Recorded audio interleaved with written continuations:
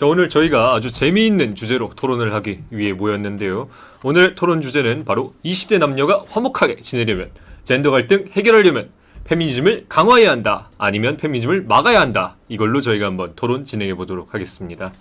자, 먼저 페미니즘을 강화해야 젠더 갈등 해결할 수 있다 입장에 성인욱 대표님부터 말씀을 시작해 주시겠습니다. 페미니즘을 강화한다가 아니라 전 국민이 다 페미니스트가 되면 돼요. 20대 여성도 페미니스트, 남성도 페미니스트 이러면은 젠더 갈등 한 번에 해결된다. 오늘도 제가 여기 계신 두 분을 남페미로 만들기 위해서 찾아왔습니다. 반갑습니다.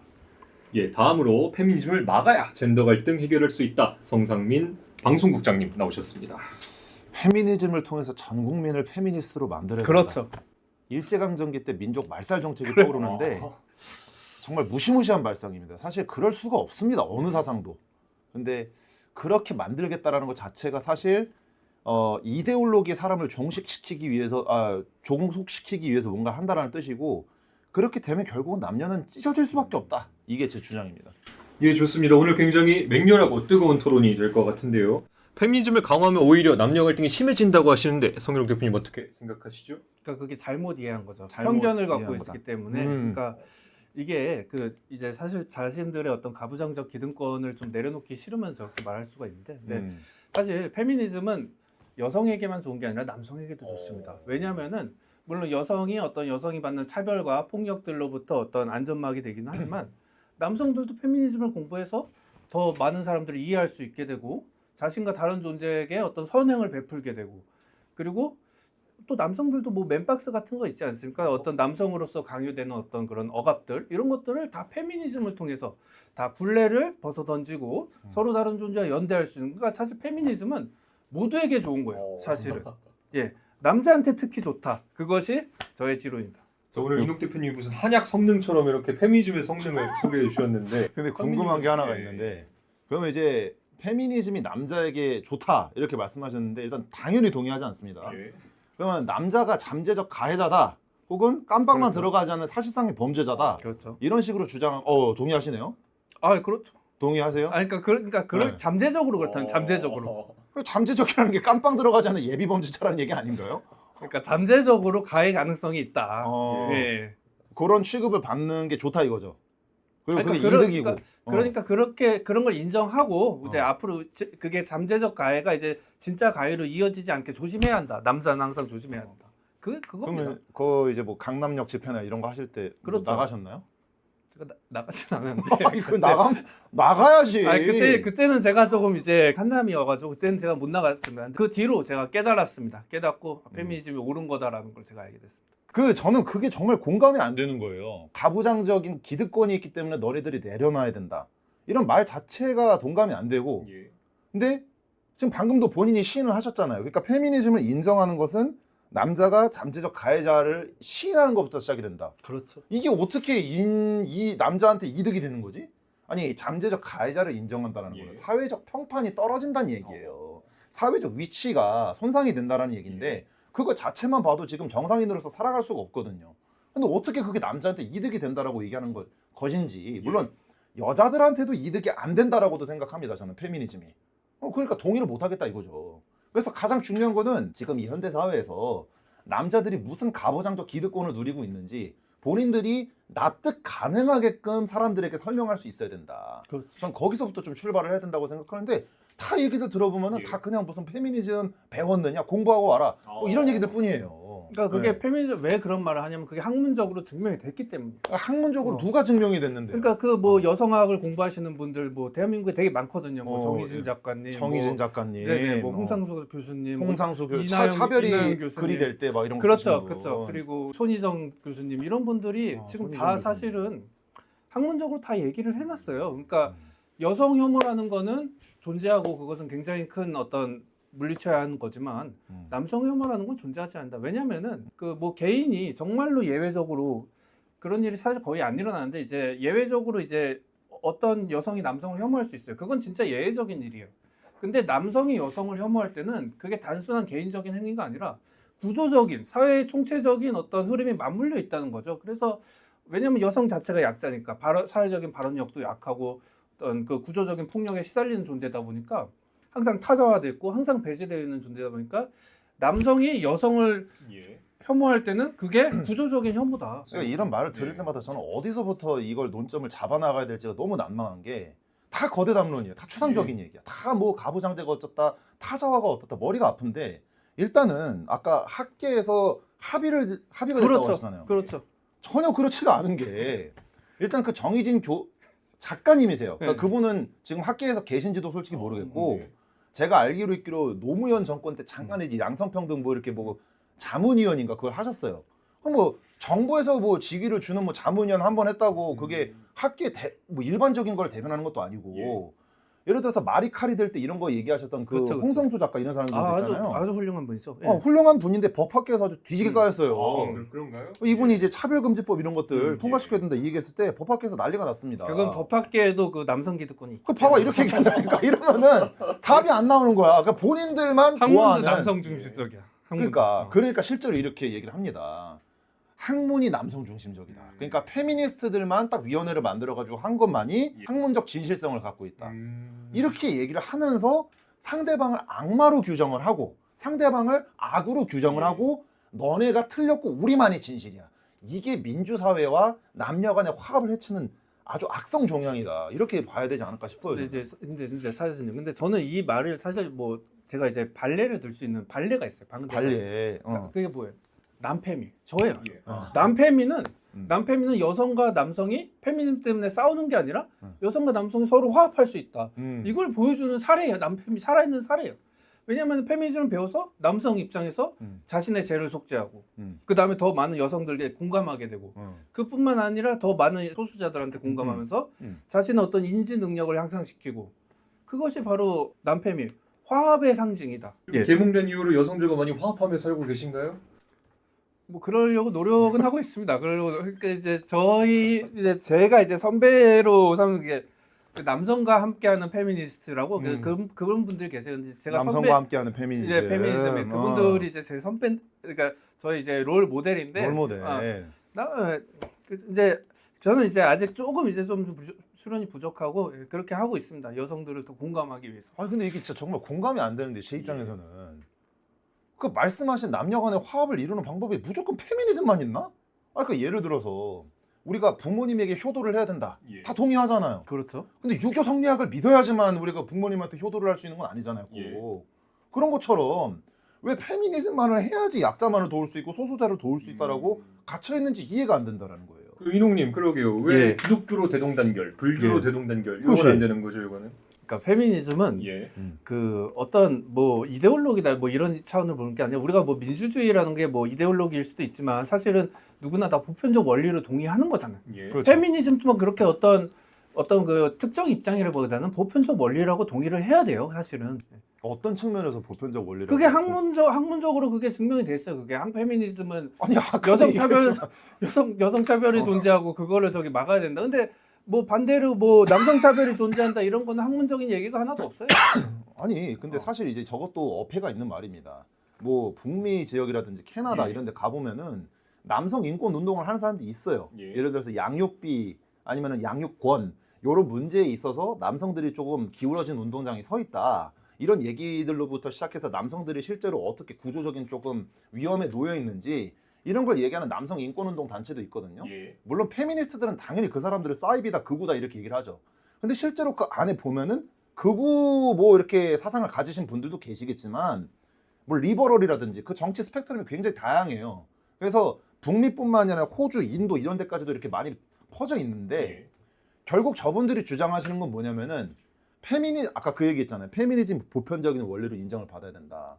어떤 측면에서 도대체 본인들만이 보편적 원리라고 주장을 하는지 그게 이해가 안 된다는 거예요. 근데 그게 지금 좋습니다. 일단 이번 주제는 일단 여기까지로 하도록 하고요. 자, 이렇게 벌써부터 지금 굉장히 뜨겁게 토론이 진행되고 있는데 저희 원래 주제는 분명히 20대 남녀가 화목하게 지내려면 페미니즘을 해야 되냐 말아야 되냐였으니까요.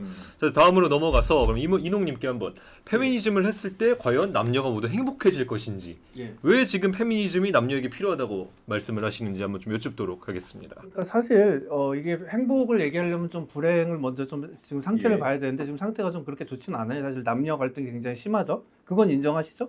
그 다음에 사실 한국이 자살률도 되게 높아요. 예, 그렇죠. 그리고 또 이제 예를 들면 이제 여성들의 자살률이 10년 전에 여성 청소년들의 자살률이 10년 전에 비해서 2.6배로 올라갔어요. 그러니까 여성들의 자살, 특히 여성 청소년일수록 청소년, 그렇죠. 청소년. 그런 사람들일수록 더 이 폭력에 취약하고 예. 그리고 어떤 안정장치가 없으니까 이런 존재들을 지원해주고 뒷받침하고 어떤 그렇게 함으로써 사실은 남녀간에 서로 동등한 서로 존중하는 대화가 될 수 있다 그렇게 생각하는 거죠. 지금 여성들이 많이 불행에 시달리고 자살률까지 그렇죠. 굉장히 폭등했기 때문에 페미니즘이 필요하다 이렇게 말씀하셨는데 안전도 중요하고 그렇죠. 성민님은 이거에 대해서 어떻게 생각하세요? 그러니까 저는 다시 한 번 더 이러니까 남녀 간의 불화와 갈등과 어떤 악의를 조장하는 게 예. 페미니즘이라고 보는데 자살률을 말씀하셨잖아요. 그 통계를 제가 봤습니다. 그렇죠. 근데 여성의 자살률이 청소년에선 높은 건 맞아요. 예. 근데 사실 그것도 차이가 좀 미미한 점이 있어요. 물론 그게 뭐 좋다, 나쁘다 이걸 얘기하는 게 아니라 실제로 그런 게 있습니다. 근데 전체적인 수치로 보면 2024년도 통계 조사치를 보면 예. 10대 이상의 모든 성별에서는 남자가 압도적으로 여성의 자살률을 상회를 한단 말이에요. 예. 근데 이게 이제 페미니스트들은 어떤 식으로 마사지를 치냐면 아까 그 얘기 하셨잖아요. 여성 청소년 자살률이라고. 그렇죠, 그렇죠. 원래는 청소년이라는 얘기도 없었어요. 예. 여성들 자살 시도율이 높아졌다. 자살 시도율도 높고 자살 그렇죠. 시도율이라기보다 자살 예. 생각률이 높다 이런 얘기를 했거든요. 예, 예. 근데 이게 이제 청소년에서 실제로 남성들보다 조금 높게 나오니까 이거 봐라.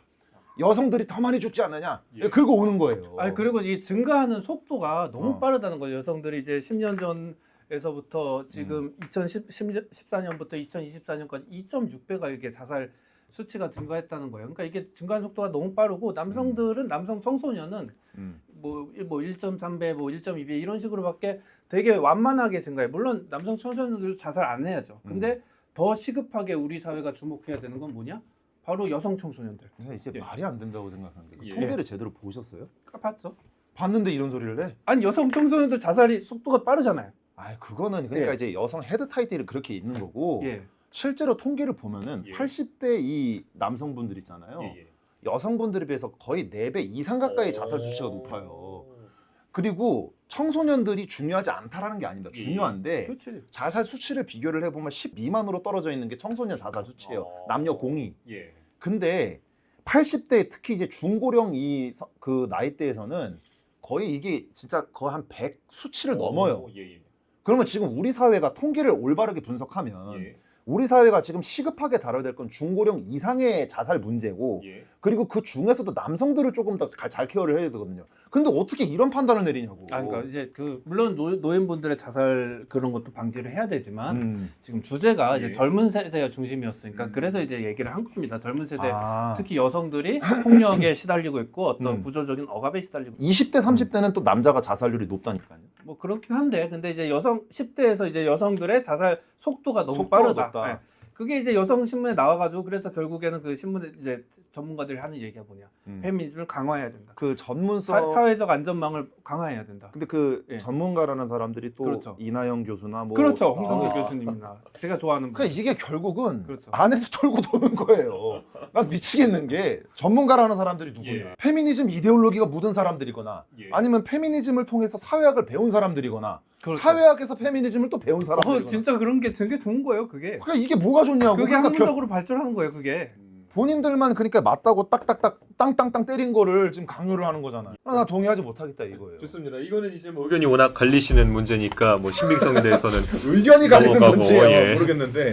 자, 근데 또 하나 여쭤볼게. 어쨌든 이농님의 논리는 지금 굉장히 여성 청소년이 불행하기 때문에 그렇죠. 페미니즘을 강화해야 된다 이건데 성민님은 어떻게 생각하세요? 페미니즘이 과연 여성과 남성을 다 행복하게 만들어줄 수 있다고 이게 보시나요? 지금 계속해서 특정 성별만 불행하다라는 식으로 얘기를 하면서 예. 반대편 성별은 불행한 점이 없다라는 식으로 얘기를 비교적 하잖아요. 덜 불행하다는 거죠. 비교적. 아니 어떻게 더 불행한 사비 운동이 왜 나왔겠어? 우리나라 그 혼인율이 왜 이렇게 떨어지겠어? 사비 운동 여성들이 불행하니까 나오는 사비 거예요. 운동이 뭐였죠? 내가 지금 까먹었는데. 비혼, 예, 비혼, 뭐 비출산, 비섹스, 비출산, 뭐 비연애. 비연애. 이게 대한민국에서 나와서 사비 운동이 나와서 사실 유럽이나 미국에서도 사실 대한민국 여성들이 이렇게 훌륭한 일을 하고 있을 때 우리도 수입해서 하자. 그래서 한국에서 그 수출을 하고 있어요. 사실 사비 운동이라고 이게 K컬처네요, K컬처. K컬처예요. 왜 그러냐? 방탄소년단 같은 게 왜 그러냐면 그만큼 여성들이 불행했던 거예요. 불행했는데 이제서야 조금씩 목소리가 나오기 시작하는 거고 그거 이제 남성들은 그런 얘기 안 해서 남성들은 뭐 사비하자 이런 얘기 안 하잖아요. 그만큼 뭔가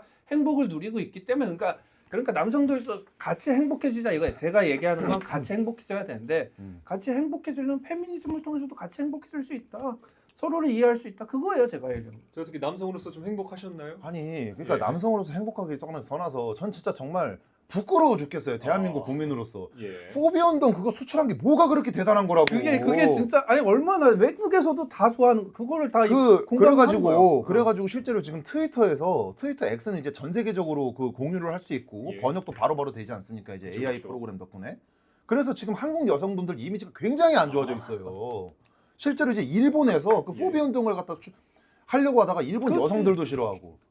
그래서 지금 미국에서도 지금 그것 때문에 난리가 나요. 여성 혐오지. 봐봐요. 아까는 그런 얘기 하셨잖아요. 공감을 해줘야지. 잠깐만요. 예. 아니 아까는 분명히 무슨 뭐 한국 여성들이 포비 운동을 수출할 때는 막 K-팝이다, K-컬처다 이 그렇죠. 얘기하다가 공감을 해줘야지. 그러니까 본인들이 공감을 못 받으니까 이젠 여성 혐오라는 거야. 사실상 국가 망신을 갖다 수출시킨 거라고 생각하지는 않으세요? 그러면? 아니 그게 아니라 많은 사람들이 좋아하고 있어요. 전 세계적으로 이것을 아니 안 좋아한다니까요. 한국 여성을 안 따라해야 좋아하는 된다. 사람들이 더 많다라는 그러니까 거예요. 제가 하고 싶은 말은 그리고 사실 사비 운동이 어떤 종착지라고 생각하진 않아요. 제가 하고 싶은 말은 이 사비 운동을 통해서 여성들이 얼마나 어떤 불안이나 범죄에 대한 노출이나 이런 것들 구조적인 차별이나 이런 것들이 시달리는지 우리가 그걸 인지를 하고 그게 그걸 이제 공감을 해줘야 된다 이 그 말이에요. 인지된 사실이라고 하는 것이 굉장히 허구에 기반해 있다는 것이고 실제로 보세요. 특히 우리나라 같은 예. 경우 심한 게 예전에 어디서 한번 조사를 한번 한 적이 있어요. 실제로 그 범죄가 일어난 수치와 예. 범죄를 자각하는 이 주관적 불안의 수치 이걸 예. 조사를 했는데 한국이 제일 갭이 큽니다. 예를 들어서 미국이나 이런 데는 밤이 좀 어두워지면 돌아다니기 힘들어요. 그렇죠. 맞아요. 그러니까 그렇기 때문에 뭐 아니면 필리핀이라든지 예. 그런 국가들은 어느 정도 인정을 하는데 사실 우리나라 같은 경우에는 물론 국민 모두가 100% 만족할 정도로 안전이 확보됐다라고 말을 할 수는 없겠지만 예. 그럼에도 불구하고 밤길을 갖다 안전하게 걸어 다닐 수 있는 몇 안 되는 선진국 국가 중 하나란 말이에요. 이게 남성이라서 그래. 여성들은 밤길 걸어 다니면 너무 불안하고 주차장에서 그래서 여성 주차장도 나오고 이러는 이유가 뭐 편리도 있지만 안전 때문에 그런 거예요. 그러니까 안전을 주차장에서 위해서 뒤에서 막 남성이 이렇게 보고 있으면 막 시선 강간하고 이러고 있으면 사실 굉장히 그런 게 폭력에 노출되어 있는 거예요. 일상적으로 노출되어 있는 거예요. 사실은. 그 성민님은 그럼 이 공포심 어떤 여성의 그렇죠. 불행 같은 게 그렇죠. 진짜가 아니다 허상이다 이렇게 생각을 하시는 아니, 거예요? 아니 맞는 거죠. 그러니까 이런 식으로 이제 하면서 이제 플롯이 이렇게 되는 겁니다. 거봐 예. 너는 여성의 아픔에 공감하지 못하니까 너는 그러니까. 여성 혐오자야. 그러니까. 이렇게 하면서 마치 여성의 아픔을 갖다 전혀 공감하지 못하는 어떤 한남충인 것처럼 속된 예. 말로 그렇게 얘기를 하는 것 자체가 상대방을 이해하지 못하고 있다라는 거예요. 그게 오히려 정적을 만드는 데는 효과적일지 모르겠지만 그러한 시도들이 전혀 남녀 간의 소통을 이끌고 행복과 남녀 간의 화합을 증진시키는 데는 완전히 괴리가 있다. 예. 이걸 말씀드리고 싶은 거고 가령 예를 들면 이런 거예요. 저도 여자친구 있는데 밤길 어두울 때 남자가 에스코트 해주지 않습니까? 그렇죠. 그거 왜 하는 겁니까? 페미니즘을 공부했기 때문에 하는 건가요? 아니에요. 밤길이 어두워지면 여성분들이 신체적으로 취약하기 때문에 남자가 내가 보호해주면서 에스코트 예. 해주겠다. 이 관념인 거지. 아, 훌륭한 거예요. 저렇게 하면 돼요. 저렇게 하면 그러니까 되는데. 페미니즘이 없을 때 그런 것들을 또 자연스럽게 할 수 있다라는 거예요. 아니, 그러니까 근데 어. 맞아. 이거 너무 근데 저는 오히려 이번에는 또 공감하는 게 이거 훌륭한 거예요. 훌륭한 건데. 그러니까 저런 분들이 안 하시는 분들도 있을 거냐. 그러니까 이제 여성 안심 기각길이나 이런 게 제도적인 게 필요한 거지. 모든 걸 개인의 선행에 맡길 수는 없잖아요. 저런 분들은 물론 훌륭해. 근데 개인의 선행이 아니라 이제 개인이 안 될 때, 개인으로서 불가능할 때는 제도적으로 여성 주차장, 여성 안심 기각길 이런 게 독신 여성들도 지원을 좀 해주고 그런 식으로 해서 어떤 여성들이 조금 더 존중받는 사회가 되고 예. 또 남성이 여성들을 더 공감할 때 그때 오히려 혼인율이 높아질 수가 있다. 그게 제 주장인 거예요. 그래서 사실은 여성들에 대한 지원을 더 많이 해야 돼요. 그래야지 오히려 뭐 싱글 여성이나 예. 이런 분들도 더 많은 지원을 받아야 돼. 그래야지 사실은 어느 정도 서로 간에 균형이 맞춰지고 더 많은 이제 화목한 사회가 될 수 있다는 거죠. 그러니까 예, 이게 좋습니다. 네. 또 이제 혼인율 얘기 나왔으니까요. 사실 이제 뭐 혼인이나 출산, 육아 같은 주제가 굉장히 또 민감한 주제지만 굉장히 또 중요한 주제잖아요. 여성도 너무 예. 힘들지. 사실 뭐 결혼을 꼭 해야 된다 이런 얘기는 아니지만 어쨌든 국가적 입장에서 출산율을 생각을 안 할 수는 없으니까. 그럼요. 그럼 페미니즘이 과연 20대 남녀가 더 화목하게 잘 지내서 혼인도 좀 더 이제 잘 장려하고 출산도 좀 많이 늘릴 수 있을지 이걸 또 바로 주제로 그거예요. 한번 논의를 해보겠습니다. 아니 그게 논의가 아니라 그게 맞다니까. 그게 되는 거예요. 페미니즘을 하면 출산율이 올라가고 당연히 아니 서로를 이해하게 되고 그리고 사실은 여성 그 가정 내에서의 어떤 불평들이 되게 많잖아요. 뭐 예. 독박육아라든지 독박육아 진짜 문제가 많으니까 막 맞벌이도 맞벌이도 막 독박육아를 심지어 맞벌이가 독박육아를 왜 하는지 모르겠는데 맞벌이에서도 하고 이제 외벌이 가정에서도 이제 독박육아를 하고 이런 것들이 사실은 굉장히 말이 안 되는 거고 심지어 뭐 남성이 뭐 남편분이 직장을 나가고 이제 여성분이 좀 집에 있다고 하더라도 그래도 사실은 이 육아라는 건 같이 해야 되는 거예요. 그걸 왜 한 명한테 맡깁니까? 그게 일단은 애들한테 일단은 안 좋고 왜냐면은 애들한테는 사실 이게 심리학적으로 다 나온 건데 애들한테는 아버지의 존재가 굉장히 크잖아요. 근데 아버지로서의 자리나 아버지로서의 어떤 정서적인 어떤 터칭 이런 부분이 그걸 애들한테 못 해주면 애들한테 안 줘요. 그러니까 애들한테 중요하고 그 다음에 두 번째로 이제 가정에서 주부 하시는 분들한테도 그게 중요한 거죠. 왜 그걸 밖에서 일을 한다고 그 육아를 한 명한테 맡깁니까? 육아가 진짜 힘들어요. 육아가 밖에서 일하면 더 힘들어요. 육아가 애 키우는 거는 장난이 아닌 거거든요. 어떻게 좀 애 좀 키워 보셨나요? 제가 키운 건 아닌데 제가 키운 게 아니니까 더 힘들다는 거예요. 그러니까 나 그러니까 상상만 해도 힘들다. 예. 알겠습니다. 독박육아 막기 위해서라도 이제 페미니즘을 강화해야 된다 이렇게 말씀을 주셨는데. 그러니까 그런 식으로 해서 서로를 이해시키자는 거예요. 그런 불평등한 것들을 그 서로가 갖고 있는 이 불균등한 짐을 네. 어깨 위에 있는 짐을 서로가 나눠 갖자는 거예요. 동등한 게 나눠지면은 그러면 남녀 갈등, 출산율 다 원표에 해결이 될 수 있어. 그렇게 어려운 문제가 아니야. 서로가 갖고 있는 그 무게들을 균등하게 부담하면 돼. 그게 바로 페미니즘이다. 그게 페미니즘이다. 그렇죠. 예, 어떻게 생각하시죠? 그게 이제 남녀 간에 서로 이해를 증진시키는 거다. 그렇죠. 근데 웃긴 게 육아가 직장보다 더 힘들다. 그렇죠. 그걸 어떻게 확신을 해요?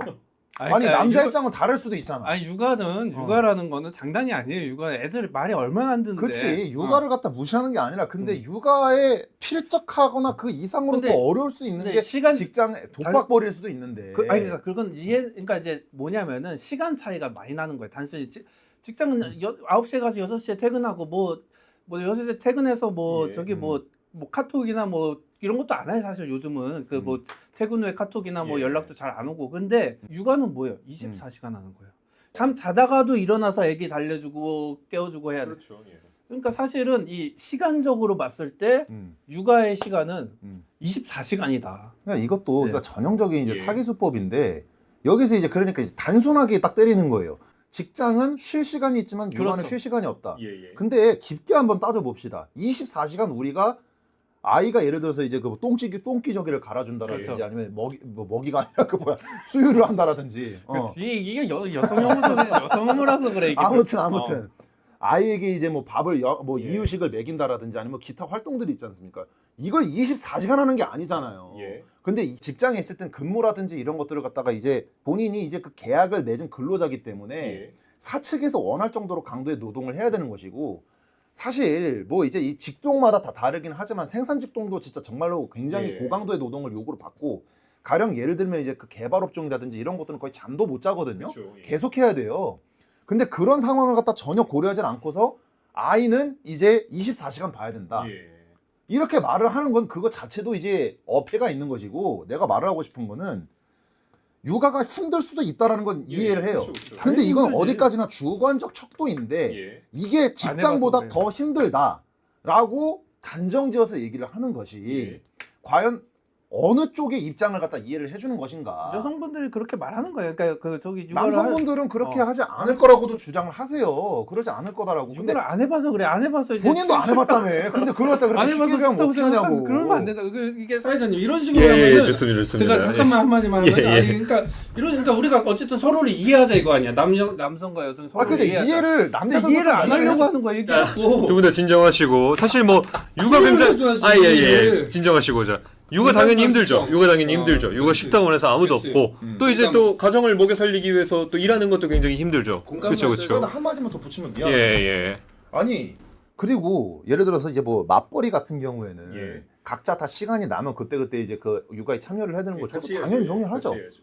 근데 예를 들어서 남자만 헛벌이를 할 경우에 독박벌이를 예, 예. 할 경우에는 그게 어떻게 당연하다라는 식으로 예. 남자가 육아에 참여해야 되는 걸 얘기를 합니까? 애한테 좋으니까. 애한테 좋으니까. 아버지의 존재가 아버지와 교감하고 그러니까 아버지랑 이해는 축구하고 하는데 이런 아버지랑 같이 예를 들어서 보세요. 그리고 저는 예. 이제 맞벌이 비율이 늘고 있다라는 점도 이해는 하지만 남성과 여성이 거의 경제적으로 동등한 부담을 짊어지고 있다고 생각하지도 않아요. 예, 예. 생각을 해볼 때, 자 봅시다. 아직까지도 어떤 그 역할 분담에 대한 어떤 이런 것들이 굉장히 개방적으로 열려가고는 있지만 예. 현실적으로 볼 때 남성들 전업주부가 월등히 떨어지는 것도 맞아요. 그렇죠. 수치가 없어요. 왜 그러냐면 그만큼 여성분들이 경제적 부담을 짊어지길 원하는 남성들을 허스밴드를 원한다 이거예요. 쉽게 아니죠. 얘기하면. 아니죠. 그게 아니라 이제 그 여성들이 타자화되고 음. 어떤 직업 능력이 뭐 없다고 저평가를 받고 유리천장 이런 게 존재하니까 그러니까 직업 진출이 그만큼 좌절되면서 남성들에 의해서 예. 그렇게 밀려나는 거죠. 그 육아 저기 하는 존재를. 그리고 제가 아까 말하려다가 말한 게 아니 근데 고소득 사실- 여성들도 다 그런 남자를 원해요. 자기가 이만큼 올라왔으니까 더 높은. 솔직히 근데 고소득 여성들은 자기가 짊어지면 되거든요. 사회 경제적 예. 부담을. 근데 왜 그 사람들마저도 그걸 원하냐고요. 그게 그러니까- 이제 그러니까- 페미니즘으로 설명할 수 없는 여성들의 선택인 거거든요. 아니죠. 그게 페미니즘으로 딱 설명이 되는 거죠. 여성들이 그만큼 경제 활동 기회를 박탈당했다. 예. 그거 간단한 거고. 그리고 사실 진짜 위험한 게 뭔지 아세요? 뭐. 이게 여자 혼자만 이렇게 육아를 하면은 아이가 자라면서 그 여성 혐오를 이렇게 배우게 돼요. 왜냐면은 남자는 육아 안 하는데 여자만 이렇게 한다. 그러면서 이제 남자는 육아 안 하고 집에서 왕처럼 이렇게 군림한다. 이런 식으로 그런 인식을 아이들이 박습받게. 그러니까 이런 일을 막아야 된다 이거죠. 이런 막기 위해서 예. 남성도 육아에 참여하고 평등하게 같이 집안일 같이 하고. 좋습니다. 정리 좀 하겠습니다. 뭐 같이 평등하게 육아하고 그렇죠, 가서 평등하게. 나눠서 뭐 좋죠, 좋은데 공감하고. 하나 또 이제 이농님께 한번 여쭤보고 싶은 그렇지. 점이 아까 사비 운동 얘기하셨잖아요. 그렇죠. 맞죠? 근데 또 육아에서는 다시 페미니즘을 강화해야 된다라고 얘기를 하셨잖아요, 그렇죠? 아니 안 맞는 게 아니라 그러니까 예. 그러니까 사비 운동 그러니까 이거를 좀 예, 예. 논리를 잘 보시는 게 사비 운동이든 뭐 육아든 예, 간에 이런 게 여성들의 어떤 예. 불만이나 어떤 괴로움이 그 표출이 되는 거예요. 그러니까 그 부분들을 제도적으로 그거를 이제 예. 그렇게 사비 운동을 통해서 나온 표출들을 제도적으로 우리가 포용하고 그것들을 이제 제도적으로 이렇게 안아줘야 안아줘야 된다는 거예요. 그것이 바로 여성들의 부담을 이제 덜어내고 서로가 예. 우리가 화합해서 그렇죠. 화합할 수 출석률이 있는 올라간다. 그렇죠. 화합할 수 있는 그게 돼야지 여성들이 사실은 왜 연애를 안 하겠어요. 예. 좋은 남자가 없고 남자가 자신의 불행을 아니, 자신의 그 사회적인 불평등을 이제 공감해주지 않고 이러니까 사실은 연애를 안 하는 거예요. 그러니까 그걸 공감해주면은 해결이 되는 문제예요. 진정한 페미니즘을 해가지고 그렇죠. 남페미가 되면 사비 운동도 끝나고 사비 운동 남페미가 이게 되면은 그거죠. 그렇죠. 사비 운동이 다 무조건 좋다는 게 아니라 그것도 예. 해결이 돼야 되는데 해결이 될 거다. 오히려 그거를 해결하기 위해서 싱글 여성에 대해서 예. 지원해줘라. 여성 안심기관, 여성 도서관 그런 거 만들어줘라. 좋습니다. 이 정도로 하시고 자 사실 출산율 굉장히 중요한 아젠다긴 하지만 출산율만으로 꼭 젠더 갈등 해결의 지표가 드러나는 건 아니잖아요. 그렇죠, 우리가 그렇죠. 또 젠더 갈등이라는 게 뭐 인터넷 공간에서도 굉장히 그렇죠. 활발하고 그렇죠. 요즘 또 SNS 커뮤니티에서도 굉장히 뜨거운데 그렇죠. 페미니즘을 여성이- 강화하면 이런 전체적인 어떤 남녀 갈등이 잘 해결되고 화합이 잘 될까? 이걸 한번 여쭤보고 싶거든요. 어떻게 좀 상민님부터 이번엔 말씀을 해주시죠. 난 근데 이거를 토론을 해야 된다는 것도 솔직히 너무 웃기긴 한데 예. 이미 문재인 정권 때 그러니까 예. 특정 정보를 갖다가 막 이제 공격하려는 건 아닌데 노골적으로 페미니즘을 갖다 심하게 했었던 게 문재인 정부였던 거 맞으니까 얘기를 하자면 그때서부터 20대 30대 남성들이 온라인에서 이탈을 하기 시작했습니다. 예. 원래 그 전에 이제 여론조사나 통계치를 보면 20대 30대 남성들은 기본적으로 진보 쪽 그렇죠. 좌파 쪽을 지지를 많이를 했어요. 근데 정확하게 문재인 정부 5년 만에 예. 20대 30대 남성들은 이제 우파가 많이 됐고요. 우경화가 많이 됐습니다. 예. 그 과정에서 뭐 이준석 현상이라든지 이런 것들 그렇죠. 다 페미니즘 때문이었어요. 다 페미니즘 때문이었습니다. 예. 그리고 요즘은 서구권에서도 그런데 페미니즘을 동조하지 않는 여성들도 슬슬슬 올라오기 시작한다라는 거예요. 예. 이건 어떻게 설명을 할 거냐 이거죠. 그러니까 그게 스토리가 조금 이상한데, 그러니까 그 원인들, 그 뭐 진보에서 이탈하는 뭐 20대 남성이나 이런 온라인에서 온라인에서 그 원인이 뭐예요? 그 저게 뭐 일베라든가 아. 뭐 여성 혐오 사이트들 있잖아요. 그런 데서 어떤 여성 혐오의 공기를 이제 그 공기처럼 마셔버리니까 예. 그러니까 이탈을 하는 거예요. 그러니까 지금 이 온라인 얘기를 할 때 제일 중요한 건 그런 사이트들 요즘 이제 한국에서 조금씩 추진하고 있는데 그런 사이트들에 대한 어떤 규제, 여성혐 우리나라 뭐 여러 가지 굉장히 어떤 성적으로 예. 폭력적인 그런 사이트들이 많이 있지 않습니까? 그런 혐오 표현, 차별 표현들에 대한 규제 그리고 예. 차별금지법 아. 그런 거 만들어서 이제 보편적 차별금지법을 적용해서 뭐 어떤 표현을 못하게 한다든지 그런 식으로 사실 하면은 서로가 서로를 무해하고 서로가 서로를 사랑할 수 있는 그런 예. 대화가 가능합니다. 그러니까 뭐 DC 팸코 다 혐오 표현 쓰는 애들 잡아가두면은 잡아가둬야죠. 잡아가둬야죠. 예. 처벌을 해야 된다. 그렇죠. 실제로 그 진중권 교수도 뭐 예. 그런 식으로 발언을 했어요. 혐오 표현하는 것도 다 싹 다 잡아가지고 예. 처벌을 해야 된다. 그렇죠. 그러면 이제 전형적인 경찰국가 공안국가로 되는 예, 거예요. 예. 원래 따뜻하고 포용적인 사회면 다른 의견을 받아들여줄 수 있어야 돼요. 예. 물론 그리고 당연히 일베에 동의하는 사람들이 어디 있습니까 그거를. 예. 좀 그러니까 막아야죠. 일베가 전반적인 20대 30대 남성들의 어떤 보편적 인식이라고 얘기하는 것도 그렇고 예. 너무 궁금한 게 그럼 도대체 본인들이 생각하는 여성 혐오라는 게 뭔지 난 너무 궁금해요. 이게 논리가 너무 웃긴 게 보세요. 이제 우리 앞으로도 논쟁이 계속 이어져 갈 텐데 계속 이런 논리 구조를 쓸 거예요. 우리가 알고 있는 혐오라고 하는 개념은 예. 그냥 진짜 문자 그대로 혐오하는 거예요. 그쵸, 뭐 감정적인 어떤 막 이런 거 이게 섞이지 않습니까? 근데 이분들은 그게 아니래. 예. 페미니즘은 너무 넓고 우주적인 개념이어서 그러니까 일상 용어랑 학문 용어가 그래서 다른 한국 거지. 용어가 근데 사람을 비난을 할 때는 전형적인 그 여성 혐오자라고 말을 써요. 예. 너는 여자를 싫어하는 존재다. 그러니까 학문적인 그때는 이제 학문적인 여성 근데 그거를 가지고 일상에서 사람들을 낙인 찍을 때는 너는 여자를 진짜 증오하고 싫어하는 애다. 이렇게 다시 회귀해서 쓴다고. 예. 그러니까 낙인을 찍은 건 아니고 그거를 고쳐라. 좀 고쳐주면 안 되겠니? 그렇게 얘기를 하는 거죠. 페미니즘이 그렇게 무섭고 지금 뭐 아까 무슨 뭐 감옥에 경찰국가 이런 얘기 그래서 무서운 존재가 아니에요. 페미니즘은 남자들의 무서워요. 편입니다. 남자들의 곁에서 남자들이 뭐 예를 들어 어떤 맨박스의 굴레라든지 예. 어떤 그런 좀 무거운 것들을 갖고 있을 때 사실은 그걸 짐을 덜어주고 항상 페미니즘 항상 남자들을 위해서 존재하는 거예요. 따뜻한 공감 가능성을 위해서 존재하는 거죠. 그걸 예. 아니 근데 지금 보세요. 뭐 편견이 남성들을 위해서 존재한다고 말을 하는데 남자들에 대한 입장을 전혀 들어주질 않아. 입장을 이해하지 않고 계속 여성 혐오자다. 그거는 뭐 생각이 잘못됐다. 구조를 바꿔야 된다. 이렇게 얘기를 하면서 무슨 남성들의 입장을 공감을 해주고 이해한다라는 거야. 그러니까 논의의 기초적인 부분부터 지금 맞지를 않는 거예요. 예. 난 그게 이해가 안 간다는 거지. 이 타이밍에 하나 또 여쭤보고 싶은 게 뭐 미러링이라는 개념도 있잖아요. 그럼요. 저 뭐 여성 혐오적인 표현도 인터넷에 많고 하니까 반대로 남자에 대해서도 그렇게 하겠다. 좀 이런 게 그럼요. 인터넷상에 많은데 그럼요. 그럼 미러링적 혐오 표현들도 다 혐오 이렇게 표현이 좀 아니죠. 다 혐오 표현이 아니라. 그러니까 그렇지 예. 학문 용어로서 그것도 이제 어쨌든 남성을 위한 거고 이제 그런 거는 규제하거나 막을 필요가 없다. 이렇게 그러니까 이제 얘기를 하시는 거죠. 거국적으로 보면 남성을 위한 거. 왜냐면 예. 그런 미러링을 통해서 이런 남성들이나 어떤 다른 존재가 그쵸 예. 기울어진 위에 담론장 운동장이 이제 위에서 평평해지면은 아, 그러면은 결국에는 여성도 위한 거지만 남성도 위한 거다. 그 미러링이라는 게 왜 예. 나오겠어요? 사실은 이데올로기적인 그런 편견을 갖고 있는 여성 혐오적인 이데올로기를 갖고 있는 사람들의 그 편견을 깨는 게 굉장히 힘들어요. 그러니까 좀 충격요법을 쓴 거예요. 그래서 이렇게 너희들은 근데 사실은 원래 그 미러링이라는 게 뭐야? 한 10년 전에 나왔어요. 대한민국에서 2015년에 나왔는데 뭐 15년, 14년 그때 나왔는데 한 10년 됐단 말이야. 예. 그러면은 그 전까지 기원전부터 2014년까지는 다 항상 남성들이 해왔던 짓이야. 예. 근데 그것들을 이제 딱 10년만 조금 한 거야. 조금 이렇게 야 니네 남성들이 여성한테 이렇게 하지 않냐. 그거 가지고 막 그렇게 오버하고 그러면 안 되지. 잠깐 정리를 하자면은 여성 혐오 표현은 인터넷에서 싹 다 규제를 해야 되고 맞죠? 그렇죠. 그래야 해결되고 그렇죠. 또 미러링은 또 잘못된 걸 바로잡기 위한 거니까 두자는 거죠.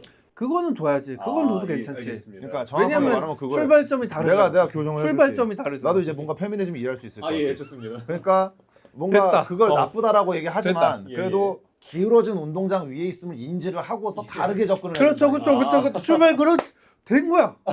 된 거야. 이러니까 페미니즘을 배우면 사람이 이상해진다는 거예요. 또 이상해지고 있어. 된 거야. 그러니까 이렇게 배우니까 또 이상해지고 사람이 이상해진다는 거야. 아니